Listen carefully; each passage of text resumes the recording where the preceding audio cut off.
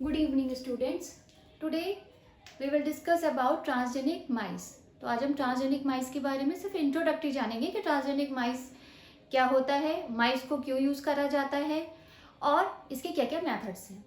तो देखिए नाम से ही पता चल रहा है transgenic mice.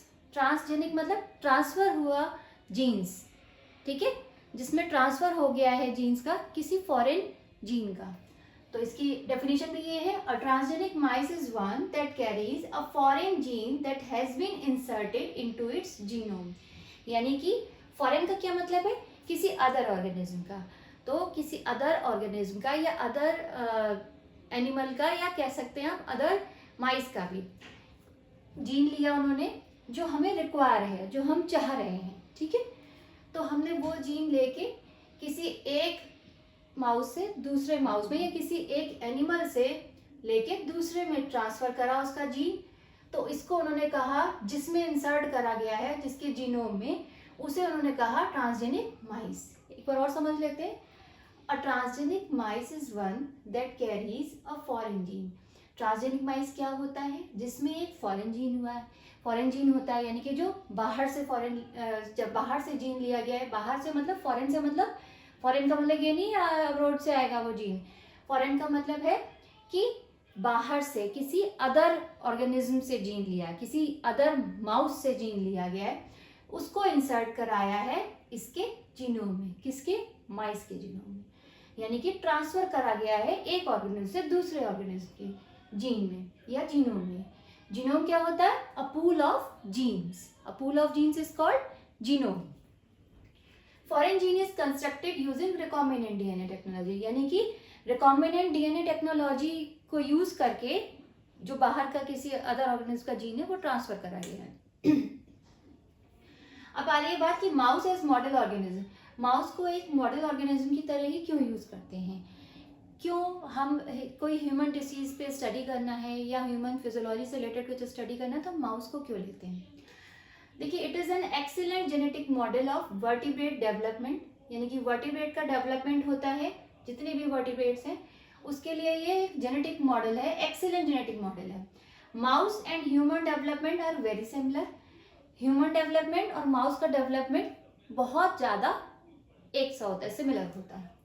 The organisation of their DNA and way their expression is very similar to humans. तो जिस तरह से इसका डीएनए डेवलप होता है माउस का, उसी तरह से ह्यूमंस का भी होता है और उसका एक्सप्रेशन भी ह्यूमंस की तरह ही होता है। Their reproductive and nervous systems are like those of humans and they suffer many diseases such as cancer, diabetes and even anxiety. तो जो इनका रिप्रोडक्टिव सिस्टम होता है और नर्वस सिस्टम होता है वो ह्यूमन की तरह ही होता है और इनमें भी कैंसर और डायबिटीज इवन एंजाइटी तक डिसीजेस इसमें भी होती हैं। Manipulating their genes can lead them to develop their diseases that do not naturally affect them. जो मैनिपुलेशन है, मैनिपुलेटिंग मतलब चेंजेस करना, manipulating their genes can lead them to develop their other diseases that do not naturally affect them. तो वो other diseases develop कर देती हैं, उनके जीन्स में मैनिपुलेशंस कर देते हैं जिससे कि उसमें डिसीज नहीं होती है या फिर ऐसी डिसीज होती है जो नेचुरली उनको अफेक्ट नहीं कर पाती। As a result, research on mice has help understanding of both human physiology and the causes of disease. ठीक है, तो इसका रिजल्ट क्या हो गया, फिर रिजल्ट यही आएगा कि एक तो ह्यूमन फिजियोलॉजिकल स्टडी आप इजीली कर सकते हैं माइस के थ्रू, और दूसरी बात इसकी डिसीजेस के जो कॉजेज हैं, जो रीजन्स हैं डिसीजेस के, वो भी स्टडी किया जा सकते हैं। कुछ और रीजंस भी हैं, जैसे इसका ह्यूमन जीनोम जो वो इसका जो जीनोम है, माइस का जीनोम जो है वो बड़ा होता है। दूसरा, एक ही माउस को एक माउस पे स्टडी कर सकते हैं क्योंकि वर्टिब्राई है ये भी, और दूसरी कई सारे माउस एक ही रूम में रखे जा सकते हैं, बहुत कम जगह में रखे जा सकते हैं, इसलिए भी माइस को प्रेफर किया जाता है एक्सपेरिमेंट्स के लिए या ह्यूमन के एक्सपेरिमेंट्स, क्योंकि ह्यूमन के एक्सपेरिमेंट्स के लिए तो ये सारी क्वालिटीज़ हैं, और दूसरा वो इजीली हैंडलिंग की जा सकती है, इजीली उसे रखा जा सकता है एक ही जगह, कई सारे माउस यूज़ करे जा सकते हैं कम जगह में, तो ये भी प्रेफरेंस के रीजंस हैं। दूसरा, अब क्या बात आती है कि मेथड्स फॉर मेकिंग ट्रांसजेनिक माइस, कौन कौन से मेथड्स हैं ट्रांसजेनिक माइस को बनाने में। तो there are 3 methods of producing transgenic mice: DNA micro injection, embryonic stem cell mediated gene transfer, retrovirus mediated gene transfer. तो देखिए डीएनए माइक्रो इंजेक्शन में क्या है कि माइक्रो इंजेक्शन के थ्रू डीएनए को इंसर्ट किया जाता है।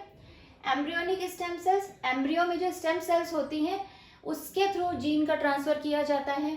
तीसरा है रेट्रोवायरस, रेट्रोवायरस के थ्रू जीन का ट्रांसफर किया जाता है। ठीक है, तो आज हमने ये जाना कि ट्रांसजेनिक माइस के बनाने के मेथड्स कौन कौन से हैं। कल की वीडियो में एक वीडियो और बनाऊंगी, कल मैं बताऊंगी इनकी मेथड्स में होता क्या क्या है, किस तरह का मेथड है, उसके बारे में हम लोग कल डिस्कस करेंगे।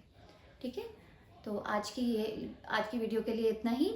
तो अगर आपको मेरी वीडियो पसंद आई है तो मेरी वीडियो को लाइक कीजिए, मेरे चैनल को सब्सक्राइब कीजिए।